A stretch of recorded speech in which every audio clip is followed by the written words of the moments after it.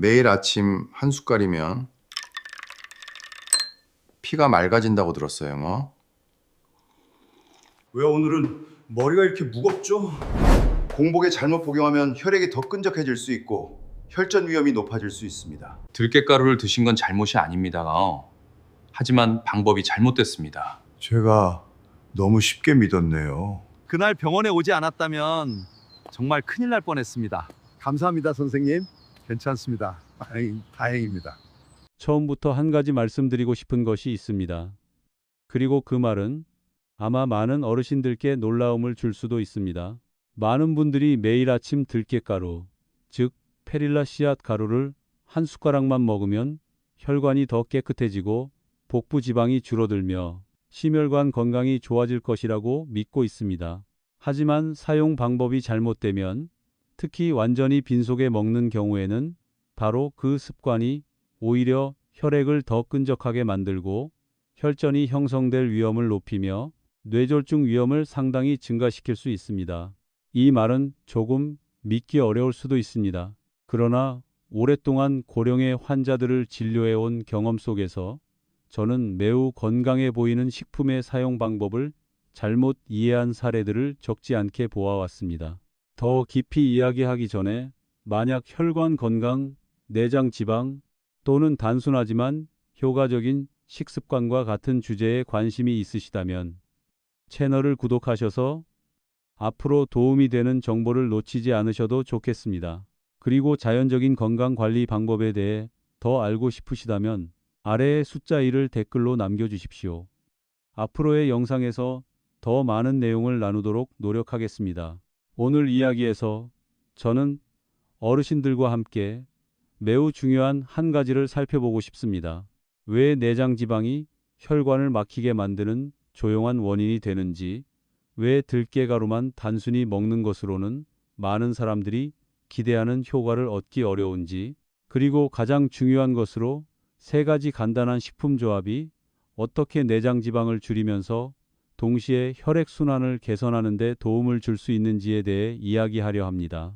저는 진료실에서 많은 고령 환자들을 만나온 의사입니다. 오랜 시간 관찰하고 치료해 오면서 저는 한 가지 사실을 깨달았습니다. 50세 이후에 나타나는 많은 건강 문제는 갑작스러운 질병에서 시작되지 않는다는 것입니다. 그것들은 몸속에서 매우 작은 변화로 시작되어 수년에 걸쳐 천천히 진행됩니다. 그 중에서도 가장 흔한 변화 중 하나는 복부 둘레가 점점 커지는 것입니다. 많은 어르신들께서 예전에는 비교적 편하게 먹어도 배가 평평했는데 중년 이후가 되면 평소처럼 먹기만 해도 복부 둘레가 늘어난다고 말씀하십니다. 어떤 분들은 농담처럼 물만 마셔도 배가 나오는 것 같다고 이야기하기도 합니다. 사실 이런 현상의 원인은 많은 분들이 생각하는 것처럼 몸이 게을러져서 생기는 것이 아닙니다. 진짜 원인은 대부분 내장 지방입니다. 내장 지방은 피부 바로 아래에 있는 부드러운 지방층과는 다릅니다. 피부 아래 지방은 눈으로 보이고 손으로 만질 수 있습니다. 몸매를 덜 날씬하게 보이게 할 수는 있지만 많은 경우 큰 위험을 만들지는 않습니다. 반대로 내장 지방은 복부 깊은 곳에 쌓입니다. 그것은 간, 췌장, 신장과 같은 중요한 장기들을 둘러싸고 있습니다. 그리고 더 걱정스러운 점은 이 지방이 단순히 에너지를 저장하는 조직이 아니라는 것입니다. 그것은 몸속에서 하나의 화학 공장처럼 작용합니다. 내장 지방은 계속해서 염증을 유발하는 물질을 혈액 속으로 방출합니다. 이러한 물질들은 신진대사를 교란시키고 시간이 지나면서 몸이 혈당과 혈중 지방을 조절하는 능력을 점점 잃게 만듭니다. 이 상태가 오래 지속되면 여러 가지 문제가 동시에 나타나기 시작합니다. 몸이 인슐린에 잘 반응하지 않게 되면서 혈당이 올라갑니다. 혈액 속 중성지방도 증가합니다. 혈관벽은 지속적인 염증으로 인해 점차 손상되기 시작합니다. 시간이 지나면서 이러한 작은 손상들은 콜레스테롤이 혈관벽에 더 쉽게 붙도록 만듭니다. 플라크가 형성되면서 혈관의 통로는 점점 더 좁아집니다. 이 과정은 매우 조용하게 진행됩니다. 처음에는 몸에서 거의 뚜렷한 신호가 나타나지 않습니다. 많은 분들이 혈관이 점점 좁아지고 있다는 사실을 모른 채 평소처럼 생활을 계속합니다. 그러나 막힘의 정도가 일정 수준에 이르면 증상이 나타나기 시작합니다. 어떤 분들은 몇 층의 계단만 올라가도 숨이 차다고 느낍니다. 어떤 분들은 조금만 걸어도 다리가 쉽게 피로해집니다. 또 어떤 분들은 가슴이 자주 답답하거나 두근거림을 느끼기도 합니다. 그리고 많은 분들이 그것을 단순히 나이 때문이라고 생각합니다. 하지만 사실 그런 작은 신호들은 때때로 순환계가 보내는 초기 경고일 수 있습니다. 제가 만났던 한 특별한 사례가 기억납니다. 그분은 바닷가 도시에서 살고 있는 70이 넘은 남성이었습니다. 진료를 위해 오셨을 때 그의 복부 둘레는 거의 1m에 가까웠습니다. 혈압은 항상 비교적 높은 편이었고 검사 결과 중성지방 수치도 정상 범위를 넘어 있었습니다. 그분은 복부 지방을 줄이기 위해 여러 가지 방법을 시도했다고 말씀하셨습니다. 매일 걷기 운동도 하고 처방받은 약도 꾸준히 복용했지만 복부 둘레는 크게 변하지 않았다고 했습니다. 식습관에 대해 더 자세히 이야기를 나누다 보니 저는 한 가지 사실을 알게 되었습니다. 그분은 매일 들깨가루를 사용하고 있었지만 단순히 음식 위에 뿌리거나 물에 타서 마시는 방식이었습니다. 겉으로 보기에는 좋은 습관처럼 들립니다. 그러나 실제로는 그것만으로는 충분하지 않습니다. 들깨가루에는 오메가3라고 불리는 매우 중요한 성분이 들어 있습니다. 그 중에서도 알파 리놀렌산이라는 성분입니다. 이것은 심혈관 건강에 유익한 지방으로 염증을 줄이고 혈관을 깨끗하게 하는 데 도움을 줍니다. 하지만 한 가지 문제가 있습니다. 이러한 지방 성분은 물에 잘 녹지 않습니다. 가루를 단순히 물에 타거나 음식 위에 아무렇게나 뿌리기만 하면 몸은 그중 일부만 흡수하게 됩니다. 대부분은 소화기관을 통과하면서 제대로 활용되지 못합니다. 그래서 많은 사람들이 매일 들깨가루를 먹으면서도 뚜렷한 변화를 느끼지 못하는 것입니다. 또한 혈관을 깨끗하게 하는 것만으로는 충분하지 않습니다. 내장 지방이 계속 쌓이고 있다면 몸은 계속해서 새로운 중성 지방을 만들어냅니다. 이 지방들은 다시 혈관으로 돌아와 막힘의 과정을 계속 진행시키게 됩니다. 그래서 더 효과적인 접근 방법은 두 가지 목표를 동시에 고려하는 것입니다. 한편으로는 혈관벽을 깨끗하게 하는 것을 돕고 다른 한편으로는 몸이 내장 지방을 태우도록 촉진하는 것입니다. 이것이 바로 올바른 식품 조합이 때때로 단일 식품만 먹는 것보다 훨씬 더 좋은 효과를 가져올 수 있는 이유입니다. 오늘 이야기의 다음 부분에서는 들깨가루와 일상에서 익숙한 음식들을 함께 사용하는 세 가지 매우 간단한 조합을 어르신들께 소개하려 합니다. 올바른 방법으로 사용하면 이러한 조합은 몸이 내장 지방 축적을 줄이는데 도움을 주고 동시에 혈관 속 혈액의 흐름을 개선하는 데도 도움을 줄 수 있습니다. 흥미로운 점은 이 모든 재료들이 우리 일상 식사에서 매우 익숙한 것들이라는 사실입니다. 내장 지방이 얼마나 위험한지 이해하게 되면 많은 어르신들께서 저에게 아주 직접적인 질문을 하십니다.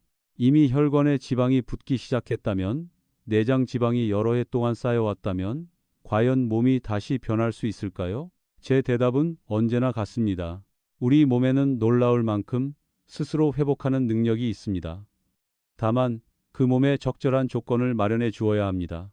그 말은 곧 새로운 지방이 만들어지는 원인을 줄이는 동시에 이미 쌓여있는 지방을 몸이 처리하도록 도와야 한다는 뜻입니다.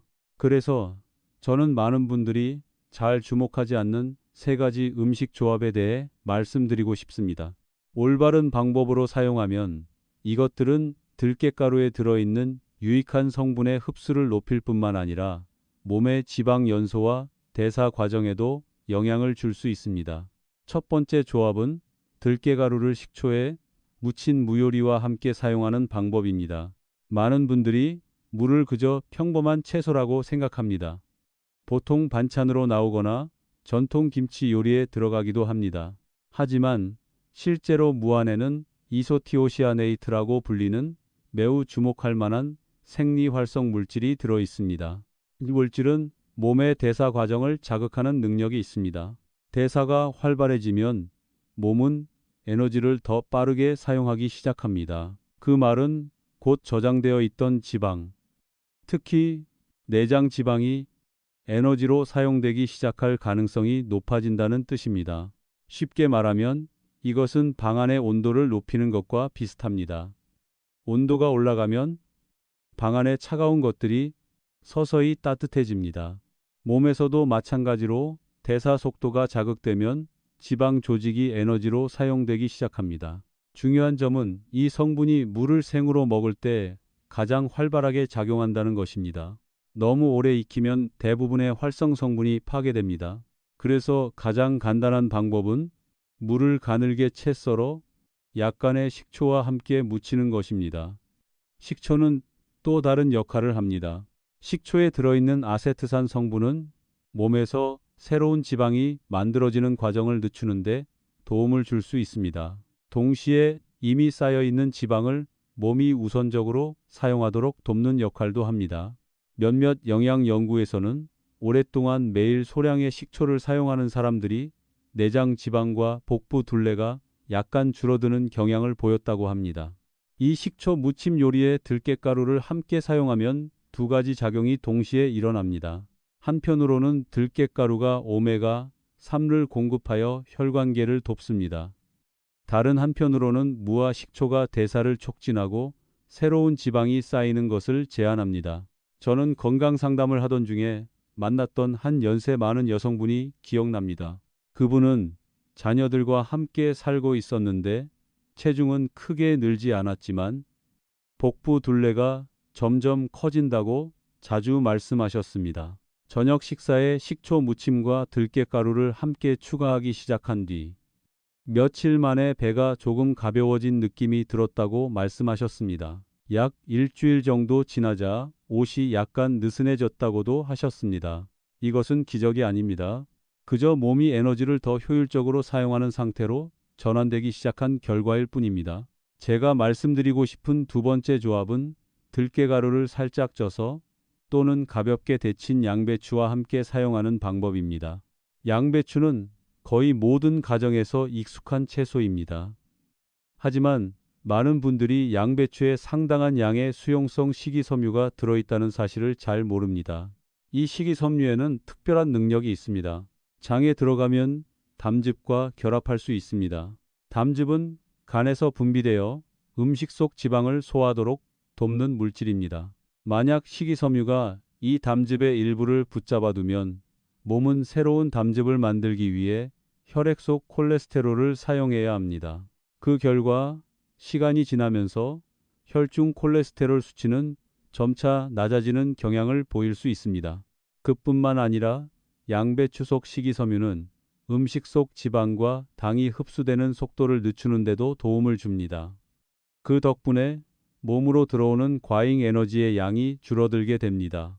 이것은 내장 지방이 많은 사람들에게 매우 중요한 부분입니다. 양배추를 가볍게 찌면 조직이 더 부드러워지고 소화가 쉬워집니다. 특히 소화기관이 예민한 고령의 분들에게 도움이 됩니다.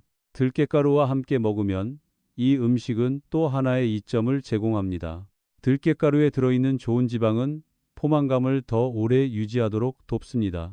포만감이 오래 지속되면 식사 후에 단 음식이나 탄수화물이 많은 음식을 추가로 먹고 싶은 욕구가 줄어듭니다.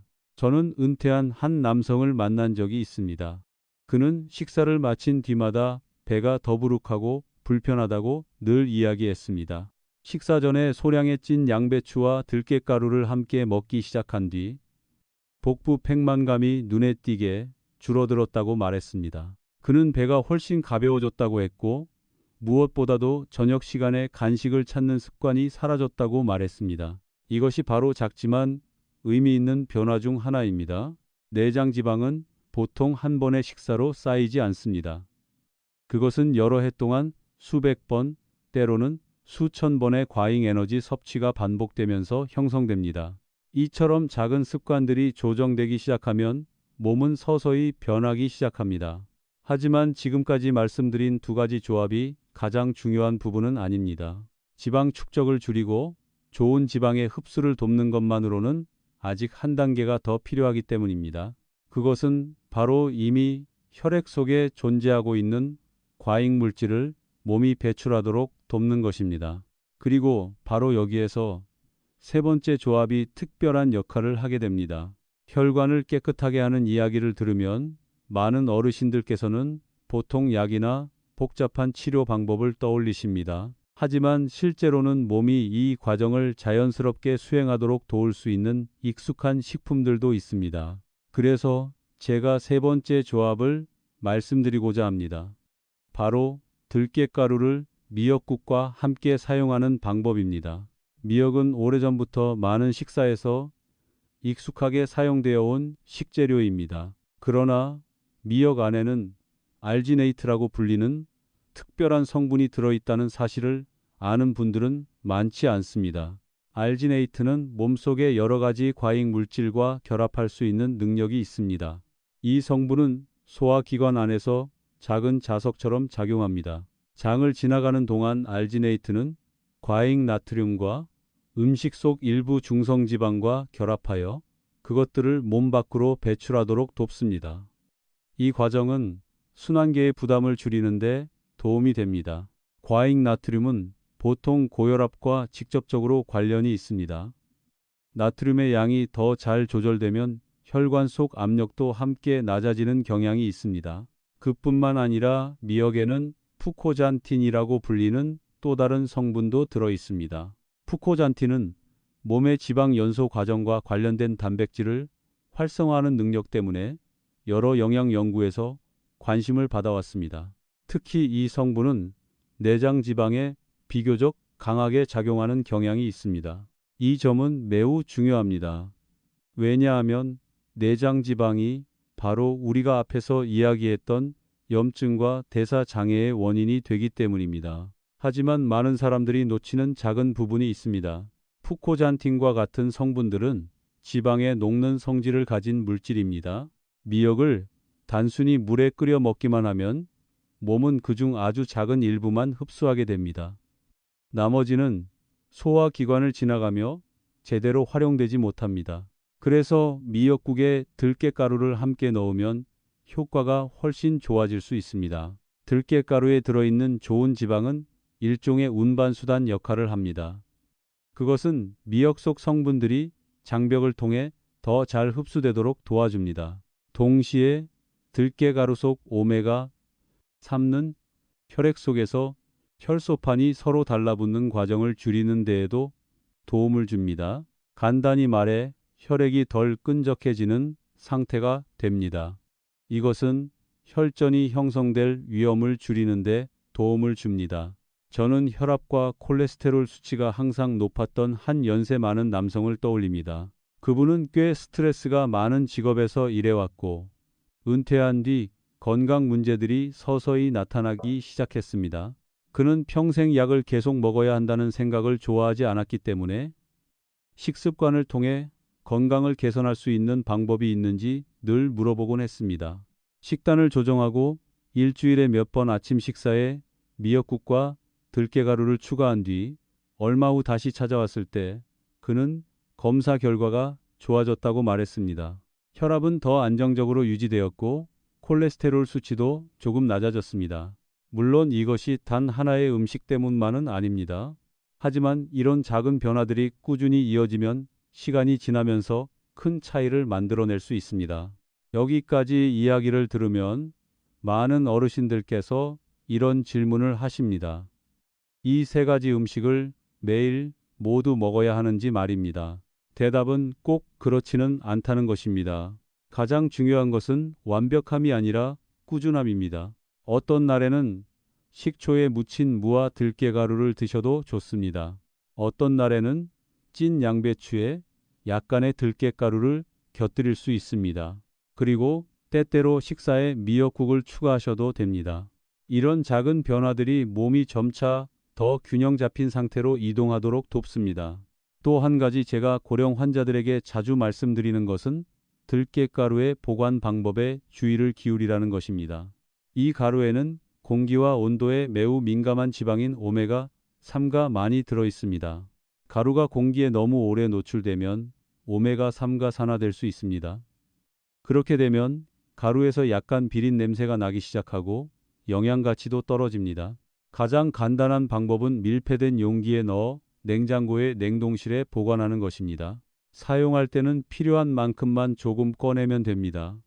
가루는 완전히 얼지 않기 때문에 바로 사용할 수 있습니다. 만약 이상한 냄새나 산패한 냄새가 난다면 버리고 새 가루로 바꾸는 것이 좋습니다. 이것은 작은 부분이지만 매우 중요한 사항입니다. 지방이 산화되면 혈관 건강을 돕는 대신 몸에 이롭지 않은 물질을 만들어낼 수 있기 때문입니다. 또한 우리가 방금 이야기한 음식들을 사용할 때 몇 가지 특별한 경우도 고려해야 합니다. 예를 들어 신장 문제가 있는 분들은 미역에 칼륨이 비교적 많이 들어있기 때문에 섭취량에 주의를 기울여야 합니다. 위장이 예민한 분들은 식초를 적당한 양으로 사용하여 위 점막을 자극하지 않도록 하는 것이 좋습니다. 그리고 특별한 치료약을 복용하고 계신다면 식단을 바꾸기 전에 의사와 상담하는 것이 가장 좋습니다. 이 조언들은 어르신들을 걱정하게 만들기 위한 것이 아닙니다. 단지 식습관의 변화가 몸에 실제로 도움이 되도록 하기 위한 것입니다. 여기까지 들으시면 이 세 가지 음식 조합이 사실 서로 다른 세 가지 역할을 한다는 것을 알 수 있습니다. 하나는 지방 연소 과정을 촉진하는 역할을 합니다. 하나는 새로운 지방의 흡수를 제한하는 역할을 합니다. 그리고 하나는 이미 혈액 속에 존재하는 과잉 물질을 몸이 배출하도록 돕는 역할을 합니다. 이 세 가지 작용이 함께 이루어질 때 순환계는 점차 개선되기 시작합니다. 하지만 제가 환자들에게 항상 강조하는 한 가지가 더 있습니다. 그것은 바로 시간입니다. 몸은 하룻밤 사이에 변하지 않습니다. 그러나 며칠, 몇 주, 그리고 몇 달 동안 꾸준히 이어지면 변화의 작은 신호들이 나타나기 시작합니다. 그리고 바로 그 부분에 대해 우리는 다음에서 이야기하려 합니다. 식습관에서 작은 변화들이 꾸준히 유지되기 시작하면 몸은 보통 매우 조용하지만 분명한 방식으로 반응합니다. 많은 어르신들께서 이런 음식 조합을 적용하면 얼마나 지나야 몸이 변화를 느끼기 시작하는지 저에게 물어보십니다. 대답은 사람마다 같지 않지만 오랜 시간 관찰해온 경험으로 보면 몸에는 비교적 특징적인 변화의 리듬이 있습니다. 첫째 날에는 거의 뚜렷한 변화가 나타나지 않습니다. 몸은 아직 새로운 식단에 적응하는 중이고 소화기관도 조정할 시간이 필요합니다. 둘째 날이 되면 어떤 분들은 배변이 조금 더 수월해졌다는 것을 느끼기 시작합니다. 이는 채소와 해조류에서 들어온 식이섬유가 장의 연동 운동을 더 활발하게 만들기 때문입니다. 셋째 날쯤이 되면 복부의 더부룩함이나 무거운 느낌이 줄어드는 경우가 많습니다. 소화기관이 더 원활하게 작동하면서 몸은 장 안에 쌓여있던 노폐물을 배출하기 시작합니다. 많은 분들이 아침에 일어났을 때 배가 더 가벼워지고 예전처럼 팽팽한 느낌이 없다고 말합니다. 넷째 날쯤에는 혈액순환과 관련된 작은 변화들이 나타나기 시작합니다. 손발이 조금 더 따뜻해지거나 다리의 가벼운 저림이 줄어들 수 있습니다. 이것은 혈액 흐름이 점차 개선되고 있다는 신호입니다. 다섯째 날이 되면 어떤 분들은 복부 둘레의 변화를 느끼기 시작합니다. 큰 변화는 아니지만 옷을 입을 때 알아차릴 수 있을 정도입니다. 어떤 분들은 허리띠가 갑자기 한 칸 더 쉽게 잠긴다고 이야기하기도 합니다. 약 일주일이 지나면 몸이 전반적으로 더 가벼워지는 경우가 많습니다. 계단을 오르거나 걸을 때 피로감이 조금 줄어듭니다. 이것은 갑작스러운 변화가 아니라 대사체계가 서서히 조정되는 과정입니다. 이 상태를 약 2주 정도 계속 유지하면 어떤 분들에서는 혈중 지방 수치나 혈압과 관련된 지표가 조금씩 개선되기 시작할 수 있습니다. 물론 이것은 운동량, 전체 식단, 그리고 개인의 건강 상태와 같은 여러 요인에 따라 달라질 수 있습니다. 하지만 중요한 점은 몸이 이미 더 긍정적인 방향으로 움직이기 시작했다는 것입니다. 약 한 달 정도가 지나면 내장 지방이 어느 정도 줄어들 수 있습니다. 이런 변화는 겉으로 바로 보이지 않을 수도 있지만 검사 결과나 건강 지표에서 나타날 수 있습니다. 하지만 이러한 식습관을 적용하는 과정에서 몇 가지 주의해야 할 점이 있습니다. 위장이 민감한 분들은 식초를 적당한 양으로 사용하는 것이 좋습니다. 만약 위가 불편하다면 식초의 양을 줄이고 빈속이 아니라 식사 후에 드시는 것이 좋습니다. 신장 기능이 저하된 분들은 해조류에 칼륨이 많이 들어있기 때문에 미역을 먹을 때 주의가 필요합니다. 이런 경우에는 양을 조금 줄이거나 의사와 상담하는 것이 좋습니다. 또한 혈압약이나 혈액응고를 억제하는 약을 복용 중인 분들은 식습관을 바꿀 때 자신의 몸 상태를 관찰하는 것이 좋습니다. 이것이 이런 식품들이 위험하다는 뜻은 아닙니다. 단지 모든 변화가 개인의 건강 상태에 맞도록 하기 위한 것입니다. 지금까지 이야기한 모든 내용을 지나서 제가 어르신들께 항상 기억해 주셨으면 하는 아주 중요한 원칙이 하나 있습니다. 좋은 음식은 많이 먹는 음식이 아닙니다. 좋은 음식은 올바른 방법으로 사용하는 음식입니다. 들깨가루도 마찬가지입니다. 그 가치는 얼마나 많이 먹느냐가 아니라 몸이 그 이점을 최대한 활용할 수 있도록 어떤 음식과 함께 사용하느냐에 달려 있습니다. 올바른 조합이 만들어지면 세 가지 중요한 과정이 동시에 일어날 수 있습니다. 내장 지방이 에너지로 사용되기 시작합니다. 장에서는 새로운 지방의 흡수가 제한됩니다. 그리고 혈액 속에 있던 과잉 물질들이 서서히 제거됩니다. 이 세 가지 과정이 함께 작용하면 순환계가 더 잘 작동할 수 있는 환경이 만들어집니다. 그리고 혈관이 더 건강해지면 몸의 다른 많은 문제들도 함께 좋아지는 경향이 있습니다. 오늘 이야기를 마치기 전에 아주 단순한 한 가지를 다시 말씀드리고 싶습니다. 건강은 하루 만에 이루어지는 큰 변화에서 오지 않습니다. 건강은 매일 반복되는 작은 습관에서 만들어집니다. 균형 잡힌 한 끼 식사, 약간의 신체 활동, 그리고 현명한 식품 선택.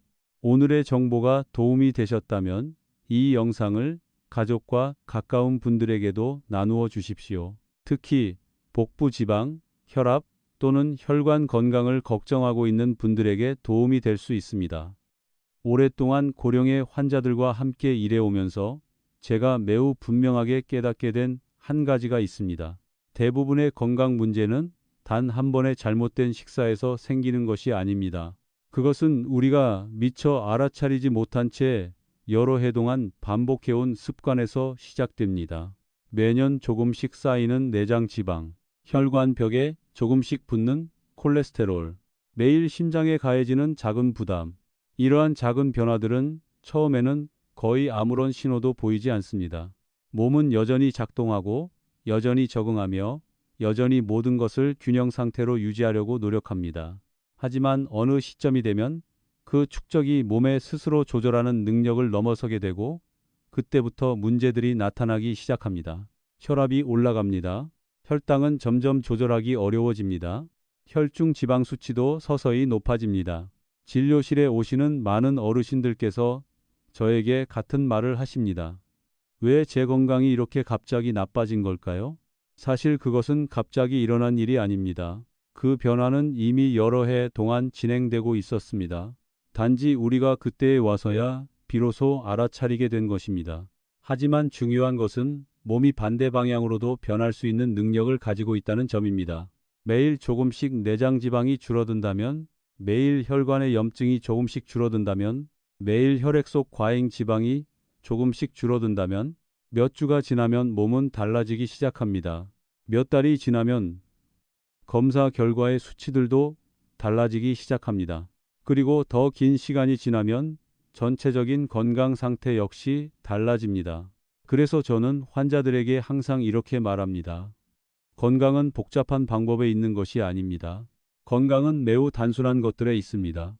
올바른 음식을 먹는 것, 올바른 방식으로 함께 먹는 것, 그리고 그것을 꾸준히 유지하는 것입니다.